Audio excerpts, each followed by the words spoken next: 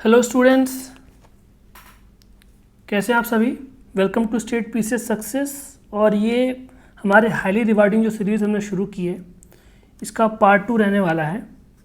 और पार्ट 2 में हमने इससे जो पहले पार्ट 1 किया है उसमें हमने एंशिएंट और मिडिवल के क्वेश्चंस देखे थे, और इसमें हम अब मॉडर्न के क्वेश्चंस देखेंगे जो कि 21 है टोटल, और इसको हमने 2 पार्ट में तोड़ा है। तो मॉडर्न हिस्ट्री के 2 पार्ट आएंगे। तो ये मॉडर्न हिस्ट्री का फर्स्ट पार्ट है, और ये हम जो कर रहे हैं पेपर वो कर रहे हैं 68th बीपीएससी का पेपर कर रहे हैं। तो अब शुरू करते हैं हम अपने पहले क्वेश्चन के साथ में। हमारा जो पहला क्वेश्चन है वो थोड़ा लेंदी है, तो इसको आप आराम से पढ़िए और समझिए। How did the study of history help in creating a feeling of nationalism in India towards the end of 19th century. तो towards end of 19th century की मतलब क्या हुई बात कि 19th का and and 20th starting approx. तो ये कौन सा टाइम होगा ये, मतलब कि 1890s के आसपास की बात है, क्योंकि फिर 20th सेंचुरी शुरू हो गया जब 1900 के बाद हम चलते हैं। तो ये 1890s के आसपास की बात है। तो उस समय ये पूछ रहा है कि कैसे जो है हिस्ट्री की जो स्टडी है उससे जो नेशनलिज्म की जो फीलिंग थी उस पर क्या असर पड़ा 19th सेंचुरी के बाद में। तो पहला आपका ऑप्शन है by reinterpreting history and refuting the British portrayal of Indians as backward primitive and incapable of governing themselves. तो ये बोल रहा है कि हिस्ट्री को रीइंटरप्रेट करके, और जो जैसे ब्रिटिश ने पोर्ट्रे किया था कि इंडियंस जो हैं बैकवर्ड हैं, प्रिमिटिव हैं, मॉडर्न नहीं हैं और अपने आप को गवर्न नहीं कर सकते हैं, इनको रेफ्यूट करके कि बताया कि नहीं, हम अपने आप को गवर्न कर सकते हैं, और जो हिस्ट्री हमारी रही है उसको बताने की कोशिश की, रीइंटरप्रेट करने की कोशिश की। तो क्या ये बात सही है? दूसरा है by writing about India's glorious past and urging people to take pride in their achievements. और भारत का जो विरासत रहा है पुराना, एंशिएंट मिडिवल में जो भी डेवलपमेंट्स हुए, तो उसको बताने की, उसके बारे में लिखना शुरू हुआ, और लोगों से बोला गया कि आप जो भारत है उसके ऊपर आप गर्व करें, जो आपने जो भी काम किए हैं उस पर आप गर्व करें। तो क्या ये एक रीज़न था? या फिर जो तीसरी बात है, ऑप्शन है by urging people to struggle and change the miserable condition of life under the British rule। तो इसमें बात है कि पीपल को अर्ज किया, बोला गया उनसे कि आप स्ट्रगल करें और अपनी जो कंडीशन है, जो दयनीय जो आपकी स्थिति है, उसको आप चेंज करें ब्रिटिश साम्राज्य के अंदर में। या फिर ऑप्शन है कि मोर than one of the above, इसमें से एक से कोई ज़्यादा या फिर इनमें से कोई भी नहीं। तो आप इसको सोचिए और फिर इसका आप आंसर दीजिए। तो इसका आंसर जो होगा, आप देख पा रहे हो कि जो तीनों ही जो बातें हैं वो ठीक है। यही रीज़न थे, इन्हीं की वजह से जो है हमारे जो नेशनलिस्ट लीडर्स थे उन्होंने लोगों को जागरूक किया, उनको बताया कि जो हमारी जो हिस्ट्री रही है वो कितनी ज़्यादा रिच रही है, कल्चर हमारा। फिर ये उनको बताया कि जो ब्रिटिशर्स हैं उन्होंने जो पोर्ट्रे कर रखा है गलत, उसको उन्होंने सही करने की कोशिश की थी। तीनों ही ऑप्शन जो है सही हैं। तो इसलिए हमारा जो ऑप्शन बनता है वो है D, more than one of the above, कि ये इन तीन कारणों से, इन तीन चीज़ों से जो है नेशनलिज्म की जो फीलिंग है वो जागृत की गई towards the end of 19th century. तो हम इसी साथ चलते हैं अपने नेक्स्ट क्वेश्चन पे। हमारा नेक्स्ट क्वेश्चन है Which of the following statements regarding Indian freedom struggle is not correct? इस नॉट को आप ध्यान रखें, इसमें नॉट की बात कर रहा है। तो फर्स्ट ऑप्शन है Gandhi ji withdrew from non cooperation movement due to Chauri Chaura incident. तो कह रहे हैं कि गांधी जी ने जो असहयोग आंदोलन था, नॉन कोऑपरेशन मूवमेंट, इसको चौरी चौरा हत्या जो कांड था उसकी वजह से वापस लिया था।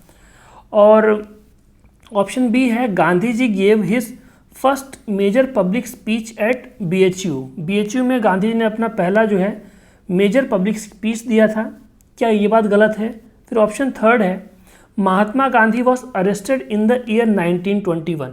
तो ये कह रहा है कि महात्मा गांधी को 1921 में अरेस्ट किया, गिरफ्तार किया गया था। क्या ये बात गलत है? फिर डी ऑप्शन है कि इनमें एक से कोई ज़्यादा, या फिर है नन ऑफ द अबव, कि इसमें से कोई भी गलत स्टेटमेंट नहीं है। तो इसका जो आंसर है वो है आंसर सी। तो क्योंकि ये जो डेट लिखी है, ये डेट ईयर जो है वो गलत है, तो इसके लिए एक पूरी क्रोनोलॉजी हम समझते हैं कि कैसे चीज़ें हुई। तो सबसे पहले 1920 में नॉन कोऑपरेशन मूवमेंट स्टार्ट होता है अंडर लीडरशिप ऑफ गांधी जी। फिर अब नॉन कोऑपरेशन के अंदर क्या थी कि हम सहयोग नहीं करेंगे, तो बॉयकॉट, और उसके बाद से अगर हो सके तो आप जॉब में जो है आप ब्रिटिश जो शासन है उसका आप कोऑपरेशन ना करें, इन सब चीज़ों की बात की गई। तो उसके बाद से एक इंसिडेंट जो कि 1922 में हुआ 5 फरवरी को। तो 5 फरवरी को एक इंसिडेंट होता है चौरी चौरा में। ये कहाँ पड़ता है? तो ये पड़ता है गोरखपुर में इन उत्तर प्रदेश। तो यहाँ पे क्या हुआ कि 22 पुलिस ऑफिसर्स को पुलिस स्टेशन में ही बर्न्ड अलाइव, जिंदा जला दिया गया, जब वो सो रहे थे तभी। तो इस इंसिडेंट के बाद क्या हुआ कि गांधी जी ने 12 फरवरी को मूवमेंट विथड्रॉ कर लिया, मतलब कि कहा कि अब हम नॉन कोऑपरेशन को कंटिन्यू नहीं करेंगे। अब इसकी वजह से लोगों में थोड़ा सा एक जो फीलिंग होती है कि हमने इसके लिए इतनी मेहनत की, हमने गांधी जी का इतना साथ दिया और गांधी जी इसको विड्रॉ कर रहे हैं, तो लोगों के मन में एक अनसेटिस्फैक्शन, डिससेटिस्फैक्शन भी था। और ये जो मीटिंग हुई थी 12 फरवरी वाली, ये बारदौली में हुई थी। अब इसके बाद से फिर क्या होता है कि मार्च 10, 1922 में गांधी जी को अरेस्ट कर लिया जाता है। अब इसका रीज़न क्या है? On what pretext? तो प्रीटेक्स्ट इसमें दिया गया फॉर इंसाइटिंग वायलेंस, कि जो है हिंसा को ये फैला रहे हैं, उसको बढ़ावा दे रहे हैं, तो इसलिए इनको अरेस्ट कर लिया गया। तो अब आप एक बार क्रोनोलॉजी देखें तो सबसे पहले क्या हुआ, 1920 में नॉन कोऑपरेशन मूवमेंट स्टार्ट हुआ। 5 फरवरी 1922 को चौरी चौरा जो है इंसिडेंट होता है, जहाँ पे कुछ पुलिस ऑफिसर्स को जला दिया जाता है। तो गांधी जी विड्रॉ करते हैं 12 फरवरी को बारदौली में, और 10 मार्च 1922 को, मतलब कि इस इंसिडेंट के बाद जो है उन गांधी जी को अरेस्ट किया जाता है। बट इस ऑप्शन में लिखा हुआ है 1921, तो इसलिए जो ये ऑप्शन है ये गलत हो जाता है, और इसमें गलत ही पूछा था, इसलिए यही इसका क्वेश्चन का सही आंसर है। तो हम इसी साथ चलते हैं अपने नेक्स्ट क्वेश्चन पे। तो हमारा नेक्स्ट क्वेश्चन है, the swadeshi and boycott were adopted as the methods of struggle for the first time. तो कह रहा है स्वदेशी और बॉयकॉट जो मेथड्स थे कि हम एक तो जो हमारे भारत में ही पैदा हो रही हैं चीज़ें या फिर बनाई जा रही हैं, हम उसी का इस्तेमाल करेंगे, और जो विदेशी जो सामान है उसको हम बॉयकॉट करेंगे। तो ये जो दोनों चीज़ें थीं, ये सबसे पहली बार कब इस्तेमाल हुआ था, इसका यूज़ हुआ था? तो ऑप्शन है आपके, visit of the Simon commission to India, partition of Bengal, home rule movement, more than one of the above, या फिर नन ऑफ द अबव। तो कह रहा है कि जो बंगाल के जो विभाजन की बात थी उसके समय की बात है, या फिर जब साइमन कमीशन जो विजिट हुआ था इंडिया में उसके समय की बात है, या फिर जो होम रूल मूवमेंट था, ये जो एनी बेसेंट और बाल गंगाधर तिलक ने मिलकर जो शुरू किया था अलग अलग अपने इंडिविजुअल होम रूल मूवमेंट, ये उस समय की बात है जब हमने स्वदेशी और बॉयकॉट की बात की। तो इसका जो आंसर है वो है पार्टीशन ऑफ बंगाल। तो अब इसके रिस्पेक्ट में भी हम कुछ इम्पॉर्टेंट फैक्ट्स देख लेते हैं कि कैसे शुरुआत हुई।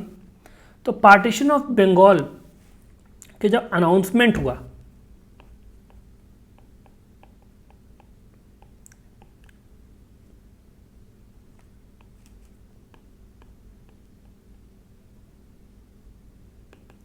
वो हुआ 19 जुलाई 1905 को। और इसमें ये बात बोली गई कि 16 अक्टूबर 1905 को पार्टीशन कर दिया जाएगा इफेक्टिव। अब रीज़न क्या उन्होंने दिया गया, क्योंकि एडमिनिस्ट्रेशन बेटर करने के लिए।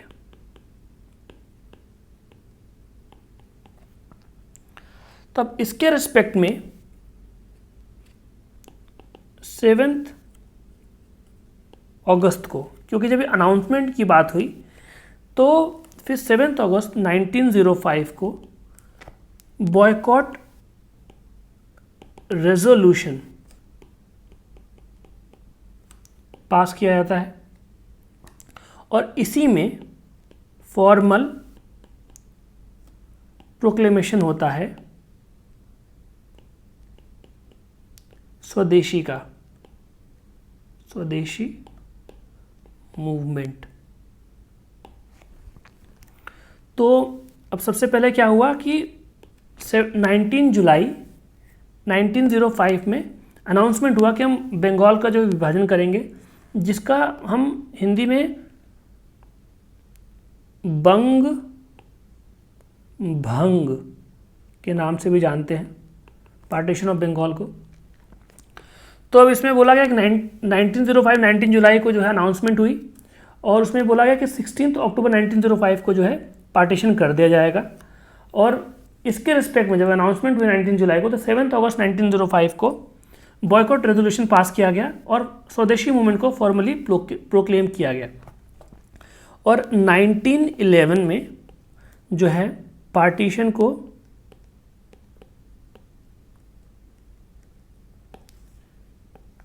एनल कर दिया गया था और कहा गया कि अब जो पार्टीशन है वो नहीं रहेगा। तो ये है क्रोनोलॉजी, ये है डेट लाइन। अब इसको टाइम लाइन को आप याद रखेंगे, इसको आप नोट करते हुए चलेंगे। तो अगर आपको क्वेश्चन इन इवेंट्स को भी लिख के आ जाए कि पहले कब हुआ बाद में कौन सा हुआ, तो उसको आप सही से कर पाएंगे और सही ऑप्शन का चुनाव कर पाएंगे। तो इससे हम चलते हैं अपने नेक्स्ट क्वेश्चन पे। तुम्हारा नेक्स्ट क्वेश्चन है, at the Calcutta session of Indian national Congress, जो कलकत्ता का सेशन हुआ था इंटरनेशनल कांग्रेस का 1906 में, the flag of Swaraj for India was unfurled. तो जो स्वराज का जो झंडा था, मतलब कि स्वराज की जो बात की थी वो किसने की थी? तो ऑप्शंस हैं A.O. ह्यूम, दादा भाई नौरोजी, गोपाल कृष्ण गोखले, या फिर मोर देन वन और नन ऑफ द अबव। तो इसका जो आंसर है वो है दादा भाई नौरोजी। तब 1906 में जब स्वराज जब की बात की गई कि स्वराज हमारा जो मकसद होना चाहिए कांग्रेस का या फिर इंडिया का, वो स्वराज की बात होनी चाहिए, सेल्फ रूल की बात होनी चाहिए। तो इसके रिस्पेक्ट में कुछ डेवलपमेंट्स हुए। तो जो सबसे जो पहला डेवलपमेंट था वो था अगस्त 15, 1906 में नेशनल काउंसिल ऑफ एजुकेशन का एस्टैब्लिशमेंट। दूसरी जो बात थी वो थी बंगाल नेशनल कॉलेज एस्टैब्लिश हुआ और इसके प्रिंसिपल थे औरबिंदो घोष। जो तीसरी बात थी वो थी वीओ चिदम्बरम पिल्लई ने स्वदेशी नेविगेशन कंपनी शुरू की। कहाँ पे? टूटी कोरिन में। जो फोर्थ इंपॉर्टेंट बात थी वो थी अवनिंद्र नाथ टैगोर ने एस्टैब्लिश किया Indian society of oriental art. ये जो हुआ एस्टैब्लिश हुआ 1907 में। तो ये 4 इंपॉर्टेंट फैक्ट्स इसमें थे स्वराज के समय के। तो सबसे पहली बात थी कि अगस्त 15, 1906 में नेशनल काउंसिल ऑफ एजुकेशन का एस्टैब्लिशमेंट होता है। बंगाल नेशनल कॉलेज एस्टैब्लिश किया जाता है, जिसके जो प्रिंसिपल पहले होते हैं वो होते हैं अरबिंदो घोष। वीओ चिदम्बरम पिल्लई ने स्वदेशी नेविगेशन कंपनी शुरू की टूटीकोरिन में। किसको कंपटीशन देने के लिए? तो जो ब्रिटिश नेविगेशन कंपनी थी उसको कंपटीशन देने के लिए। और जो 4th इंपॉर्टेंट फैक्ट था वो था अवनींद्रनाथ टैगोर ने Indian society of oriental art के लिए जो है वो इंडियन सोसाइटी शुरू की गई 1907 में बाय अवनींद्रनाथ टैगोर। तो ये जो 4 चीज़ें थी ये स्वराज से रिलेटेड थी। तो इसका जो आंसर था वो था दादा भाई नौरोजी, क्योंकि दादा भाई नौरोजी जो थे वो इस सेशन के प्रेसिडेंट थे।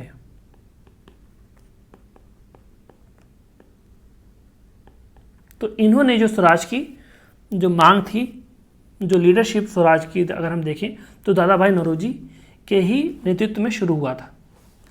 हम चलते हैं अपने नेक्स्ट क्वेश्चन पे। तो हमारा नेक्स्ट क्वेश्चन है which one of the following was the journal brought by Abul Kalam Azad. तो इसमें से कह रहा है कि कौन सा जर्नल ऐसा था जो कि अबुल कलाम आज़ाद निकाला करते थे। पहला ऑप्शन है द कॉमरेड, दूसरा है अल हिलाल, फिर है ज़मींदार, मोर देन वन या फिर नन। तो इसका जो आंसर है वो है अल हिलाल। अल हिलाल जो मैगजीन और जर्नल था वो अबुल कलाम आज़ाद निकाला करते थे। हम चलते हैं अपने नेक्स्ट क्वेश्चन पे।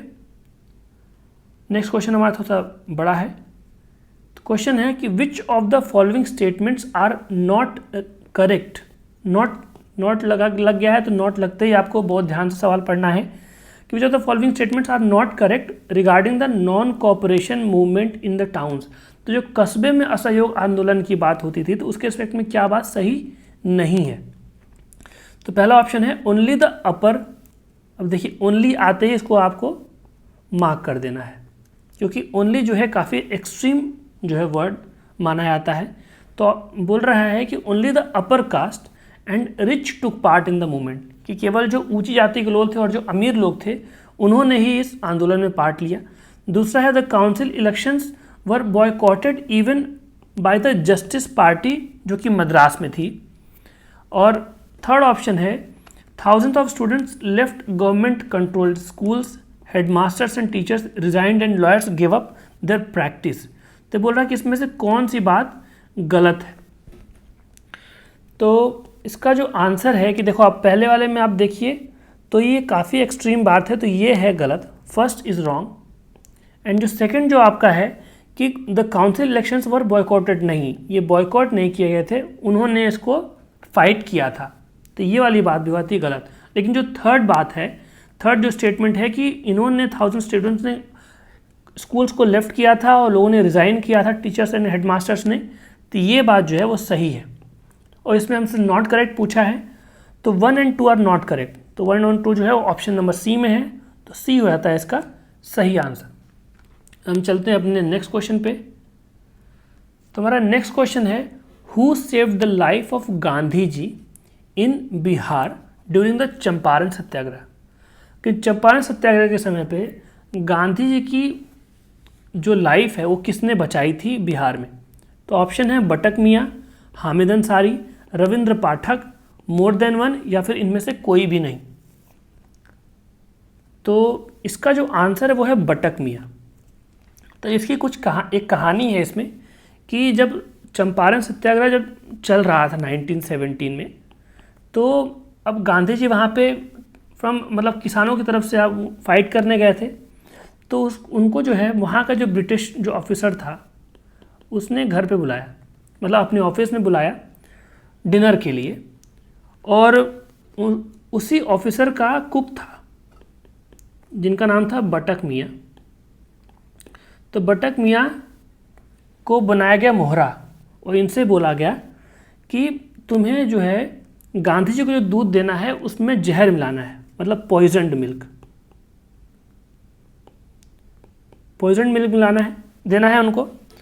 लेकिन बटक मियाँ ने क्या किया कि इन्होंने बहुत हिम्मत से काम लिया और ये बात जाके गांधी जी एंड राजेंद्र प्रसाद को बता दी। तो अब उन्होंने क्या किया, उन्होंने फिर नहीं पिया वो दूध, और बाद में क्या हुआ, इस दूध को आके एक बिल्ली पी लेती है जिसकी रात में हो जाती है मौत। तो कैट डाइड, और ऐसे क्या होता है कि गांधी जी जो है बच जाते हैं। लेकिन अब एक ये ऐसा काम था कि अब इसका कुछ ना कुछ तो इसके हर्जाना भुगतना था। तो अभी हर्जाना किसने भुगता, तो बटक मियाँ ने भुगता। अब क्या किया गया कि इनका जो घर था उसको डेमोलिश कर दिया गया, इनकी जो भी प्रॉपर्टी थी वो सब कन्फिस्केट कर ली गई, मतलब ये सब जो है ब्रिटिश शासन ने उनसे छीन लिया। तो अब एक अच्छे काम के लिए नतीजा ये दिखा कि उनसे सब कुछ छीन लिया गया और उनको इतना रिकॉग्निशन भी नहीं मिला। तो ये थी कहानी बटक मियाँ की। तो बटक मियाँ कौन थे, जिन्होंने गांधी जी की जान बचाई चंपारण सत्याग्रह समय पे बिहार में। और चंपारण सत्याग्रह हुआ कब था, तो 1917 में। तो हम चलते हैं अपने नेक्स्ट क्वेश्चन पे। Who led the cultivators in Bihar during the non cooperation movement. तो असहयोग आंदोलन के समय पे कल्टिवेटर्स को बिहार में किसने लेड किया था, कौन था इनका लीडर। ऑप्शन है Swami Vidyanand, Rajkumar Shukla, Shri Krishna Singh, more than one, या फिर नन। तो इसका जो आंसर है वो है स्वामी विद्यानंद। तो स्वामी विद्यानंद ने क्या किया था कि दरभंगा राज के खिलाफ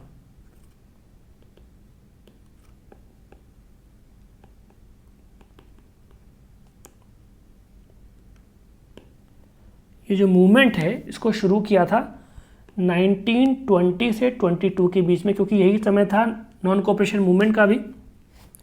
और इसकी वजह से क्या हुआ था, बाद में इसका जो रिजल्ट निकला कि कंसेशन मिला था फार्मर्स को एंड कल्टीवेटर्स को।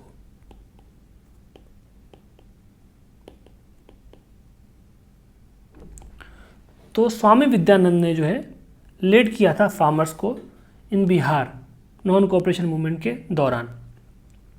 हम चलते हैं अपने नेक्स्ट क्वेश्चन पे। तो हमारा नेक्स्ट क्वेश्चन है, हु एस्टैब्लिश्ड स्वराज दल इन बिहार। तो बिहार में स्वराज दल की स्थापना किसने किया था। ऑप्शन है रामलाल शाह, श्री कृष्ण सिंह, बंकिम चंद्र मित्र, मोर देन वन, या फिर इनमें से कोई भी नहीं।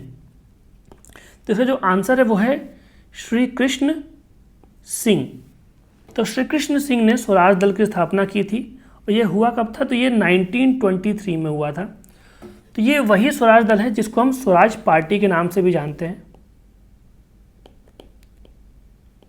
जिसका establishment on a national level किसने किया था, तो भाई CR Das and Moti Lal Nehru after गया सेशन ऑफ INC। 1923 में गया सेशन के बाद से स्वराज पार्टी को एस्टैब्लिश किया गया था। और इसी का एक पार्ट, एक जो कह सकते हैं ब्रांच जो थी बिहार में शुरू की गई थी, वो किसने शुरू की थी, तो श्री कृष्ण सिंह ने शुरू की थी। इस बात को आप ध्यान में रखिएगा। बिहार लेवल पे श्री कृष्ण सिंह और नेशनल लेवल पे CR Das and Motilal Nehru, in west session Gaya session में। हम चलते हैं अपने नेक्स्ट क्वेश्चन पे। तो हमारा नेक्स्ट क्वेश्चन है, a sanyasi who came to that district after a spell as an indentured labour in Fiji. Fiji में एक लेबर की तरह जो था एक सन्यासी, जो कि जब वापस आया अपने पास में एक तुलसीदास रामायण की बुक रखता था, और उनमें से वो जो है लाइनें जो उसकी हैं वो पढ़ के लोगों को सुनाया करता था। तो ये कौन था, तो ऐसा जो पीजेंट लीडर हम किसकी बात कर रहे हैं, तो ऑप्शंस हैं झिंगुरी सिंह, यदुनंदन शर्मा, बाबा रामचंद्र, मोर देन वन, या फिर इनमें से कोई भी नहीं। तो इसका जो आंसर है वो है बाबा रामचंद्र। तो बाबा रामचंद्र जो थे, इनके बारे में हम कुछ बातें जान लेते हैं कि इनका जो जन्म हुआ था वो हुआ था MP में, ग्वालियर। तो ये एज एन इंडेंचर्ड लेबर जो है, लेबर की तरह इनको फिजी में ले जाया गया, बट वहाँ जब लौटे तो इनके पास में एक रामायण की किताब हुआ करती थी, जिससे लोगों को ये लाइनें उनकी जो हैं, उनके जो दोहे हैं, उनको पढ़ कर सुनाया करते थे, उसमें की चौपाई वगैरह, तो जिससे लोग इनसे काफ़ी ज़्यादा इंस्पायर्ड रहते थे। और इन्होंने बाद में फिर जो पीजेंट की मूवमेंट की भी बात उठाई, और जो मूवमेंट हुआ, मूवमेंट का जो प्लेस था वो था अवध, और बाद में अवध किसान सभा भी एस्टैब्लिश किया गया along with JL Nehru and others.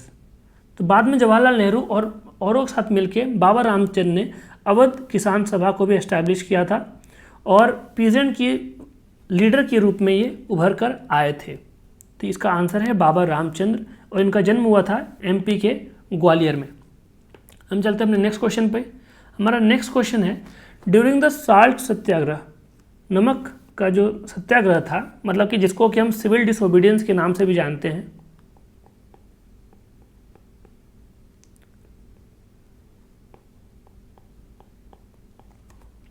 In Bihar, in addition to making salt, salt बनाने के अतिरिक्त the people chose to oppose the government, तो सरकार ने किस टैक्स का अपोज किया था बिहार में? तो ऑप्शंस हैं हाथी, डेवलपमेंट, मालबा, more than one of the above, या फिर इनमें से कोई भी नहीं। तो कह रहे हैं कि किस टैक्स की इसमें बात की गई थी, तो इसका जो आंसर है वो है नन, क्योंकि जो टैक्स था वो था चौकीदारी टैक्स। अब चौकीदारी टैक्स क्या था? अब चौकीदारी का मतलब ही समझ में आ रहा है कि विलेज वॉचमैन के लिए टैक्स जो है वो अंग्रेजी शासन लगाया करती थी। तो अब इसमें क्या था कि जो पुअर पीजेंट्स होते थे उनको बहुत ज़्यादा प्रॉब्लम हुआ करती थी। तो जो जिस टैक्स की बात थी, जिसको अपोज किया था, वो था चौकीदारी टैक्स। और कहाँ पे इसको अपोज किया गया? तो किया गया था बिहार में, ड्यूरिंग सॉल्ट सत्याग्रह, जिसको कि हम सिविल डिसोबीडियंस के नाम से भी जानते हैं। तो इसी साथ में आज का जो हमारा सेशन है वो यहीं पे ख़त्म होता है। इसका पार्ट 2 आएगा, मतलब कि मॉडर्न हिस्ट्री के जो और जो क्वेश्चन बचे हैं उसको हम नेक्स्ट सेशन में डिस्कस करेंगे। तब तक इसमें जो बताए गए सवाल उनको आप नोट करते हुए चलें, और अगर आपको वीडियो अच्छा लगा तो आप लाइक भी करें, शेयर करें, और हमारे चैनल को सब्सक्राइब भी ज़रूर करें, ताकि हमें मोटिवेशन मिले, हम और ऐसी वीडियोस आपके लिए बनाते रहें। तो thank you guys, all the best.